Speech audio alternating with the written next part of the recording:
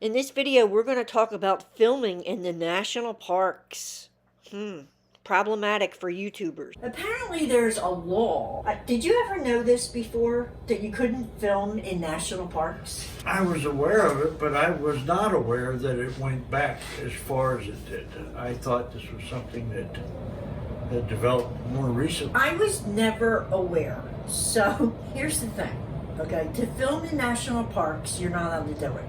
So I guess you could have got fined before. Now you have to apply for a permit. Well, first off, when you read about the national parks and they talk about how they were started and the benevolent presidents, set aside this land and put it in trust for the people, that's so much bullshit. That's right. Here's the thing. It was on the books, the law, and then somebody got, I guess, fined or whatever, and he sued, and the law got overturned, and then they appealed it, and it went back. So as of October 2022, you have to apply for a permit, and then once you get the permit, pay for the permit. Yeah, I'm going to put a link up here to another video. He explained it pretty well. But from what he's saying, you have to apply for the permit. The permit's about $140, $150. That's the application fee. Yeah, and they can deny you. And then they deny you, they keep the money. Yep. But if you do get approved, then there's another fee involved. That was just the application fee. Then you pay the permit fee. And the whole fee is supposed to be so you don't, I guess, inconvenience people at the park. Now look, I understand. If you've got a big film crew there and they're shooting something there and they got all these boom mics and equipment and stuff, I understand that. I don't even have a camera. I use my iPhone. And sometimes I carry around a tripod. But even for us, we would have to get a permit or we could be fined. Now, this guy did say that someone, it was a big travel channel, did get fined $1,000 and banned from national parks, but they were a big travel channel. So my question is, first of all, I know, what's that saying, ignorance? Well, ignorance of the law is no excuse. So we've already filmed things that we weren't supposed to, but it was unbeknownst to us. This video. Rebel outlaws. Yeah, this video is probably a red flag. Come fine us $1,000 because we might make $2 on your video. I don't know. We might make a stand for this because I'm 62 years old. He's 70 years old. We're on a fixed income. This permit is $150 to apply for weeks in advance. And it's only good for, I believe, a day. They said you have to name the exact place you're going to be, the exact time, what you're shooting. We're not a movie film crew. This is ridiculous. We're tourists. I had a friend that he's now deceased, but one of his famous phrases was, "It's easier to ask for forgiveness than it is to ask for permission."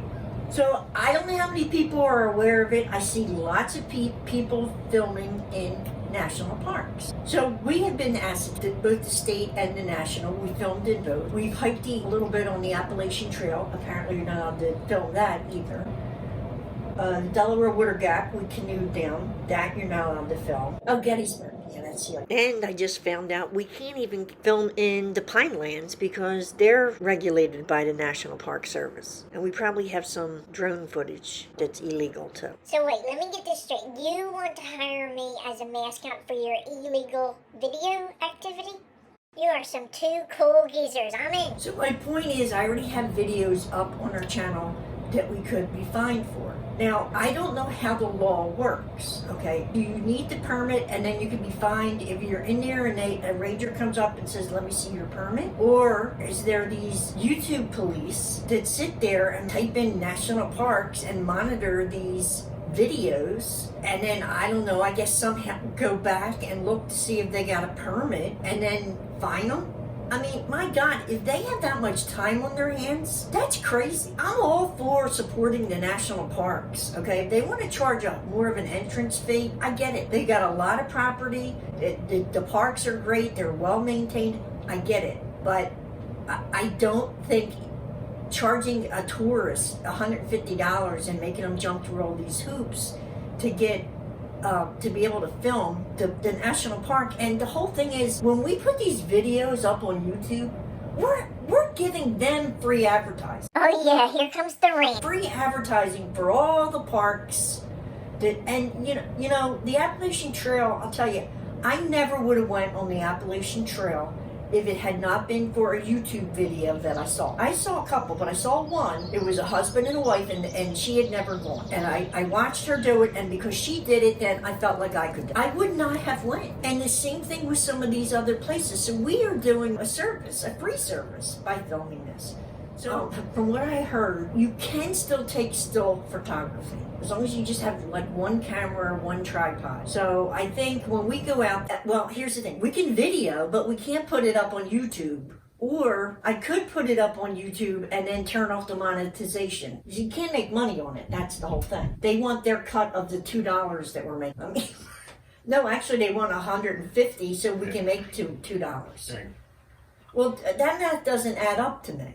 So if we go to 10 parks, that's over $1,000, $1,200, whatever, for permits to film them. So in 2 years, our biggest video, I think, made $30 a year. It doesn't make sense to pay $150 for a video that's going to get $30. Who knows? Maybe it could be overturned by the time we go in August. But we will be having at least pictures. I'm not going to go all the way across the country and not film. So I'd like to hear your thoughts on that. That was a curveball I wasn't expecting. I was a little annoyed by it. Since we were talking about the national parks, I started researching a couple, you know, and I'm looking at YouTube videos, things like that. I just downloaded an app too on my phone for the National Park Service. I'm going to be tracking everything.